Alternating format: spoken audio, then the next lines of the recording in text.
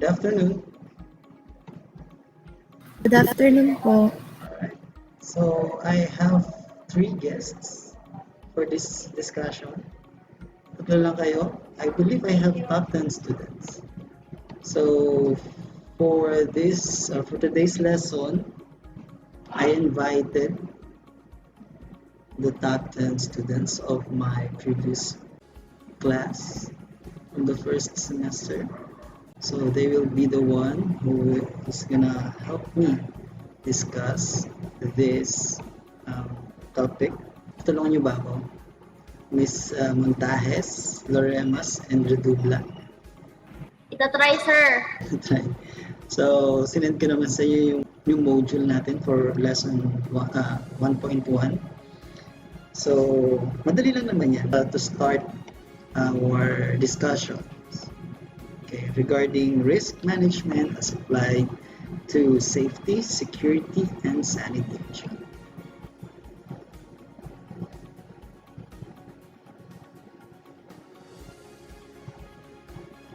Ayan, so nandito na po sila. Good afternoon, guys. So, shall we start para makapag-proceed tayo sa susunod na reporter, no? So again, good afternoon, everyone. I am your instructor for this semester on risk management as applied to safety, security, and sanitation. My name is Erwin Cinco Aureliano. So let's proceed to our topic. The whole course will comprise of 3 units. Okay, so that will be the Unit 1, Risk Assessment within the framework of risk identification, risk analysis, and risk evaluation. We will define what is risk identification, how will we identify the risk, we analyze it, and then we evaluated it on how we can minimize the risk on our work area or workplace. And the Unit 2 is the risk assessment as applied to safety and security. So once we identify, analysis, and evaluate the risk, i-assess naman natin yung risk as applied to the safety and the security of the workers, of our employees. And the last unit, Unit 3, is the risk assessment as applied to food sanitation, and safety. Yung Unit 3 natin, yung pinaka-complex sa lahat. Doon tayo actually magfo-focus. Marami tayo. But we have to first start with the Unit 1. We have to assess the risk of within the framework of risk identification, analysis, and evaluation. So, next slide please. As management tool, risk assessment is powerful as provides fact-based and science-based decision-making in safety, security, and sanitation. What does it mean when it tells us that it should be fact-based and science-based? Anyone from my guest? First, what is fact-based? Sir, pwede po mag-try? Yes, everyone are very much welcome to answer and to butt in with my discussion. Alright, sige, go ahead. Ano po, may pruweba po? May pruweba. Okay? Fact. Ibig sabihin, may pruweba ka, may pinanggalingan yon, at ito ay yung totoong nangyari. How about science-based? Pinag-aralan. Okay, very good, Miss Geronimo. May method po, paano po siya nagawa? Or... Correct. Ayan, may method. Scientifically based. Okay, ibig sabihin may method na sinunod. Ano yung unang ginawa? Okay, ano yung susunod na gagawin para i-resolve? When making a decision on safety, security, and sanitation, it should be fact-based and science-based decision-making method. So the trifocal function of risk assessment as overarching process shall be conducted through the discipline of risk identification, risk analysis, and risk evaluation. Yun yung tinatawag na trifocal functions of risk assessment. The number one, risk identification. Number two, risk analysis. And number three, risk evaluation. Ano ba Tagalog ng risk? Sige nga, anyone?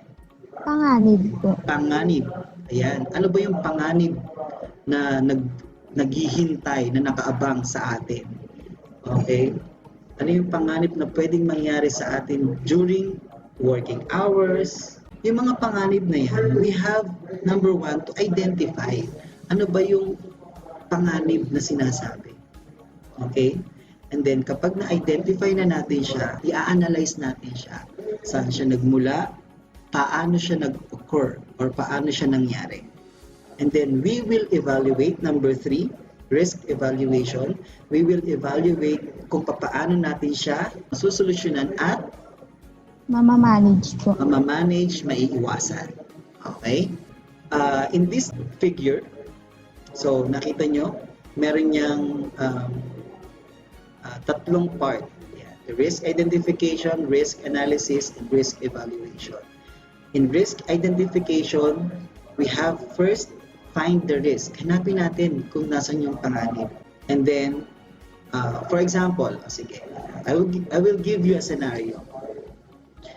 For example, isang empleyado, okay, sa kitchen area ay may isang aksidenteng nangyari. Nadulas ang isang empleyado, nabagok, naduguyulo, and then dinala sa ospital. So, sa risk identification, number one, hanapin natin yung panganib. Nakita natin, sa kitchen area, may nadulas. Okay? May nadudulas dyan. Okay, that is finding the risk. Bakit ba siya nadulas? Then number two, recognize the risk. We have to recognize na sa kitchen madulas. That is recognizing the risk. Okay, madulas ang sahig sa kitchen. And then describe the risk. Paano nadulas? Yung empleyado. Ano yung mga reasons kung bakit siya nadulas? Okay? Dun sa incident na nangyari or sa accident na nangyari. In risk identification, how will you identify the risk? Anyone? Ms. Redubla? Ano po, di ba dun, yung nadulas po ba yung sinabi niyo? Yes, correct. Ano po, kung, di ba po kasi syempre nadulas siya, so hahanapin po natin yung reason kung ano po muna yung pinagmulan, kung sa pagkain po ba or sa kung naglilinis or sa crew, doon po muna natin siya hanapin sa pinagmulan po ng pagkadulas niya. Okay. Number two is risk analysis. Risk analysis comprehend the nature of risk and its characteristics. Is it like ang pagkakadulas ba niya is mild, moderate lang ba, or high risk? Sa tingin niyo, dun sa example natin, yung characteristic ng incident or yung accident, diba? High risk po, sir. High risk. Kasi, High risk. Kasi po, yes. na punta na po emergency. Okay. Ayan. Kasi, yung safety na nung employee ang nakasalalay. Okay. We have to characterize it. Is it low, moderate, or high risk? Okay. Letter B, sources. Ano yung pinagmulan ng aksidente? O dun sa example natin, ano ba yung sources ng aksidente? Sa tingin nyo, bakit siya nadulas? Madulas po yung sahig. Because it's wet. Okay? Basa po yung sahig. That's correct. Okay? Or pwede rin na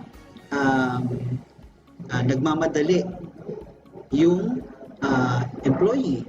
Okay? Nagmamadali siya in the sense na malayo yung pupuntahan niya. That's why kailangan siyang magmadali. May natapakan o natalisod. Ayan. So, baka mamaya may mga nakakalat na mga equipment. Okay? Pwede yon. That is the sources. Letter C, consequences. Okay, kung basa ang sahig, marami nakakalat, ano yung consequences na pwedeng mangyari? Pwedeng hindi lang basta mabago or magkaroon ng sugat sa ulo. Pwede rin mabalian ng buto. Ayan, very good, Miss Musa. Okay? Pwedeng mabalian, fracture, okay? Or other. Pwede rin cause of death. Pwede rin yan. Pwede niya rin yung ikamatay. Okay, that is how we analyze the risk. And the last is scenarios. We have to determine saan siya nanggaling, saan siya dumaan, saan siya pupunta, at kaya nangyari yun.